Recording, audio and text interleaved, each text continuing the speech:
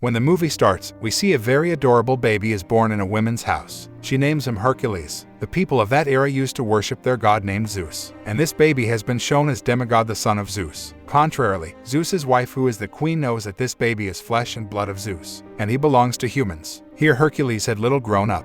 She wanted to kill him, so sends 2 serpents for this purpose. As being the son of Zeus, he was mighty like him. He ends both of the serpents before their attack. Now it is shown that Hercules has grown into maturity. The king of that state assigns the mission to him. Hercules was bold enough to cope with these assigned missions, so he begins to face these missions one by one to accomplish them. He grapples with a creature at the first and beats it. Afterwards, he also beats many other creatures while facing them. One day, he confronts a deadliest lion. No arrow shot was injuring it, but Hercules also ended it, using his strength. Then a location is shown where a boy was bound tightly by the people. He was the nephew of Hercules. Then Hercules arrives there. Killing everyone there, he rescues his nephew. Then Hercules is shown, sitting at a place. The daughter of another state's king approaches there. She says, "We need you. Our own men have double-crossed us. The war is on everywhere. As a result, people are being ended." A person says, sitting with Hercules, "We have no time right now, but we can help you if you present a heavy amount." That princess says to them, "It is honorable to be a part of the battle."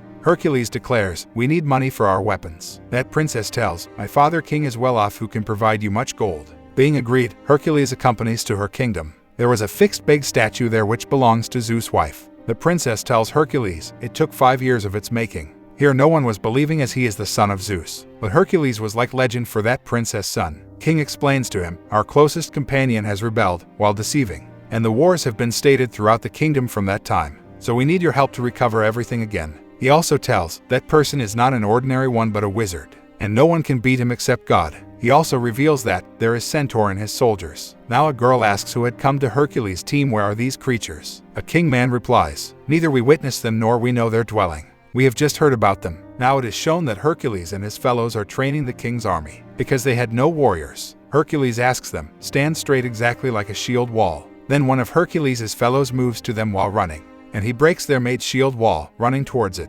Hercules says to them, "To and firm shield wall. In this way, you will be defeated." Hercules is training the army here. It is revealed that oppositions are moving towards them for a war. Hercules tells them to avoid war, knowing it, because he says, "Nothing will remain left for us after the war." But the king of that state says, "There will be peace here as soon as possible we end them." Now it is shown at night that princess' son comes to meet Hercules, who considered him his legend. He tells him, "I am your admirer. Growing old, I will be like you." It is shown that Hercules puts on his locket around that kid's neck, taking it off. He tells him, "I wanted to give it to my son. Now I am giving you." All were heading towards that place where they had to face opponent king. They witness on the way dismembered hanging heads of human beings. The king tells that opponent king had reached here before us. He killed the people of this place to create the fear among us. Hercules suggests, "We will go from here on foot," and all begin to walk. But Hercules observes that these are not recent murders but many days ago. It was the conspiracy against them to divert their attention. Then they are surrounded by some of the tribespeople. Hercules is left shocked, and he thinks, "They are surrounded us even though we are defending them." Here it is revealed that opponent king used to empower these people's brains as being wizard.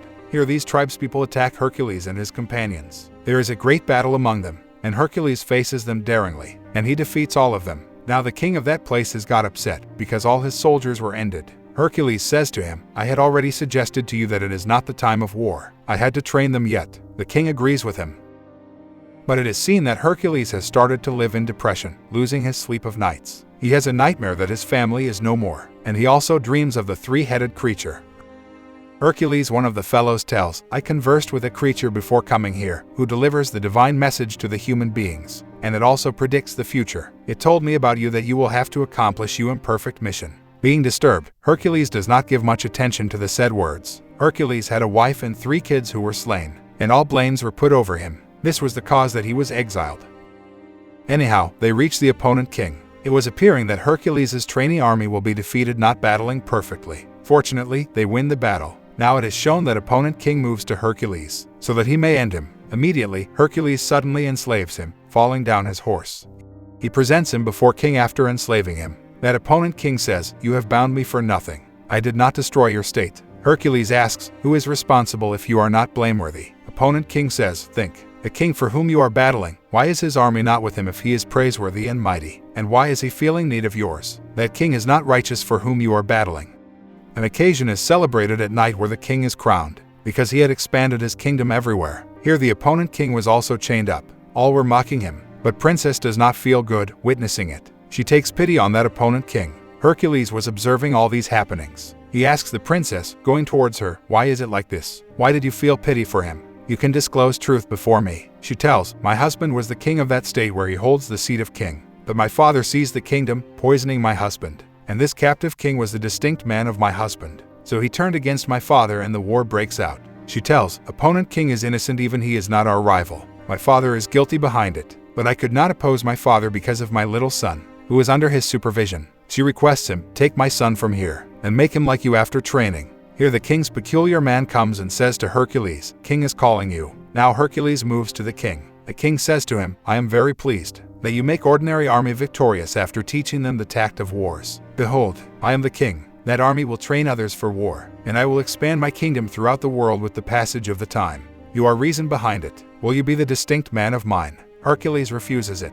The king says, "All right, whatever you want. All right, I award you gold and later you may leave. As being king, I don't need people like you at all."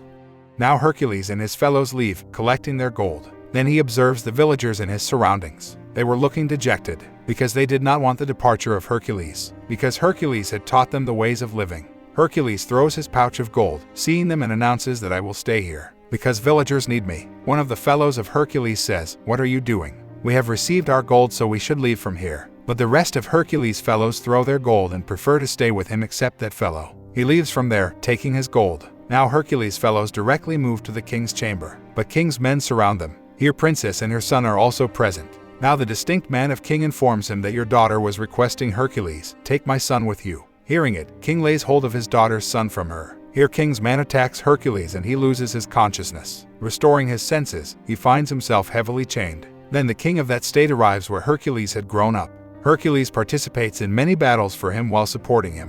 But he also deceived here, making a commitment with this king that, "We will dominate the world together." He had also brought with him 3 black wolves, and their howling was similar as Hercules used to dream. He thinks, "I used to hear the similar howling when my wife and kids died." It means that he was responsible behind it. Hercules asks them, what was the reason of doing so? And the king of the state where Hercules grew up says to Hercules, "I was the king of state. Why were you renowned among the people? Because of your adventures and hardihood. I could not end you and also had no choice besides it. I alleged you, so the natives start detesting you and attract towards me." Knowing it, Hercules is burst into anger, but he cannot move because of being chained. Here it is seen that king was planning to kill everyone one by one. At the first, he begins to kill his own daughter for this. Hercules is puzzled seeing it. His companions encourage him saying, "You can do it. What will be our end if you lose faith?" Hearing it, Hercules is motivated and he breaks those chains, releasing himself. He instantly runs to the princess and rescues her. Now 3 wolves attack Hercules, moving towards him. But he finishes 3 of them amazingly. He releases his companions and the poor king who was being considered opponent by them.